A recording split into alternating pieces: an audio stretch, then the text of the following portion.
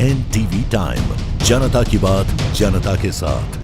Gujarat ATS और भारतीय तटरक्षक बल का संयुक्त अभियान पोरबंदर के पास समुद्र से 200 किलोग्राम नशीले पदार्थ जब्त किए गए। 2 लोगों को गिरफ्तार किया गया जिनकी पहचान ईरानी नागरिकों के रूप में हुई। यह डिलीवरी पंजाब में होनी थी। ईरान के हाजी नाम के एक व्यक्ति को ड्रग्स की आपूर्ति करनी थी। समुद्र में लगभग 8 से 10 घंटे की निगरानी का इंतजाम किया गया था। तटरक्षक बल ने स्पीड बोट का पीछा किया और उसे 140 मील दूर पकड़ लिया। अब्दुल मजीद और अब्दुल सत्तार इन नशीले पदार्थों को लाए थे और इन नशीले पदार्थों को गुजरात के रास्ते पंजाब भेजा जाना था। आरोपियों से एक मोबाइल फोन और एक संदिग्ध रसायन भी बरामद किया गया। एनटीवी टाइम के लिए चिराग सोनी की रिपोर्ट।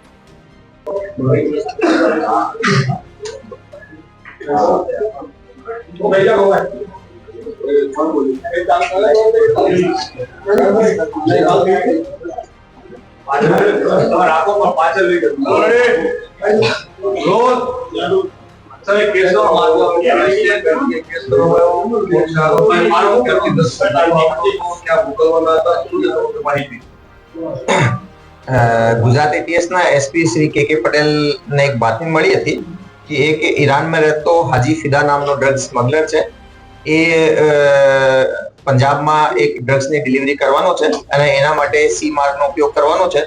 તો આ જે માહિતી મળી હતી એ મુજબ લગભગ 15 અને 16 એની નાઇટ અને મોર્નિંગ સુધીમાં એક સ્પીડ બોટમાં ડિલિવરી થવાની છે એ બાતમી મળી હતી.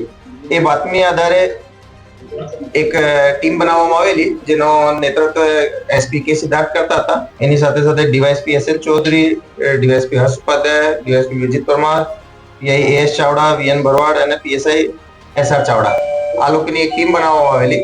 આ ઇનપુટને થોડોક વધારે વેરીફાઈ કરવામાં પણ આવેલો અને કોસ્ટગાર્ડ જોડે શેર કરવામાં આવેલી.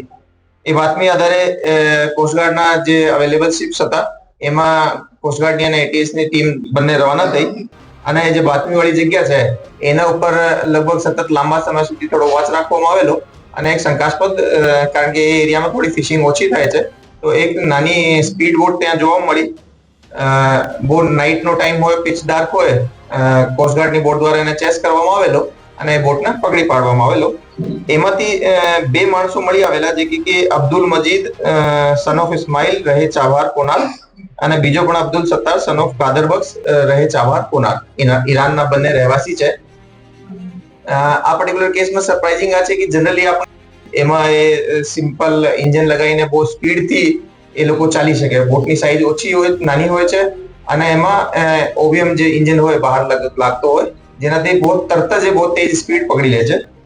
એના પાસેથી જ્યારે એની ચેકિંગ કરવામાં આવેલી તો 203 પેકેટ મળ્યા છે.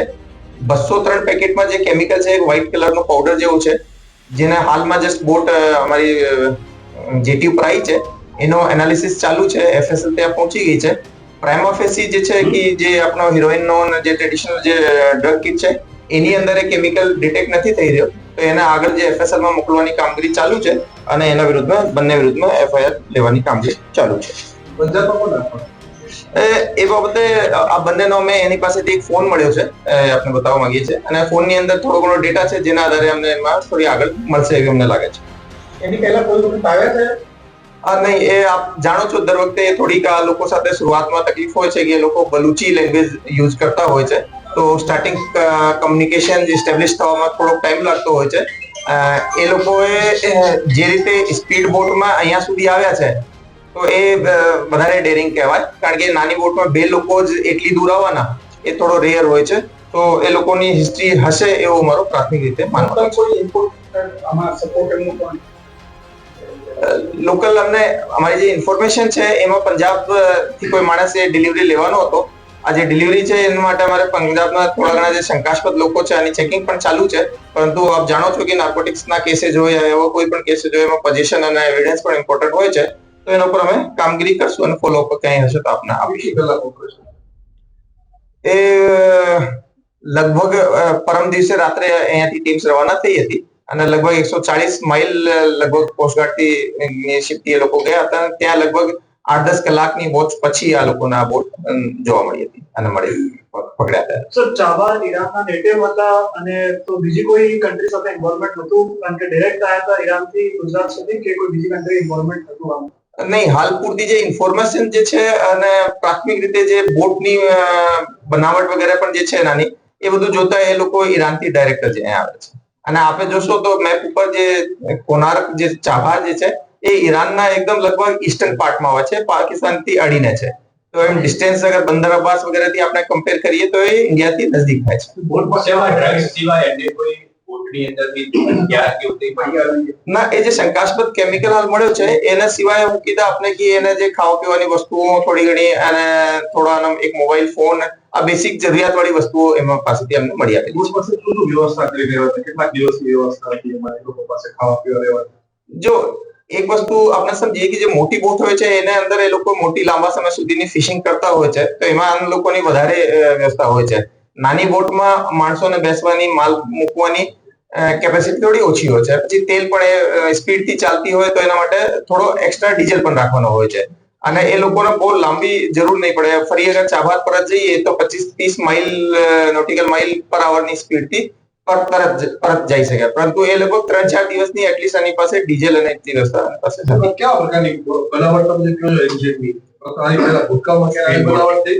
જે આપણી પાસે સ્પીડ બોટના જે કેસીસ છે બે વખતે મારા ખ્યાલ ઉપર, મને જેટલો ખ્યાલ છે લાસ્ટ 4-1 વર્ષમાં જોવા મળ્યા છે. એમાં એક વખતે આપણે આજ પોરબંદર ઓફ કોસ્ટ થી કેસ કર્યો હતો જેમાં લગભગ 60-61 કિલો આપણે મુદ્દામાલ પકડ્યા હતા અને એમાં 6 લોકો આવ્યા હતા. એ પણ એક સ્પીડ બોટ હતી, પણ એની સાઈઝ થોડીક એનાથી વધારે હતી. એ સિવાય એક વખતે ઓખાની અંદર એક તમિલનાડુનો માણસ છે જેનો કે ઓમાન થી એને આવવાનો હતો અને એનો પાસપોર્ટ ત્યાં એ લોકો લઈ લીધા હતા ઘણા બધા લોકોએ. તો પછી આ ઈરાનથી ઇલીગલ રૂટ મારફતે સી મારફતે આવ્યો હતો.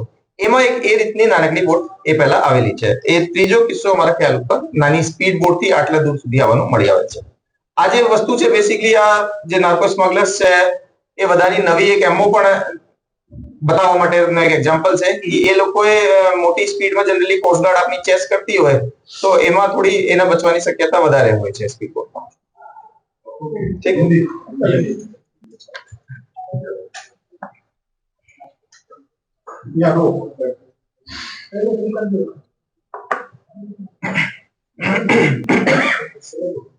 सर, गुजरात एटीएस के एसपी श्री के पटेल को एक इन्फॉर्मेशन मिला था कि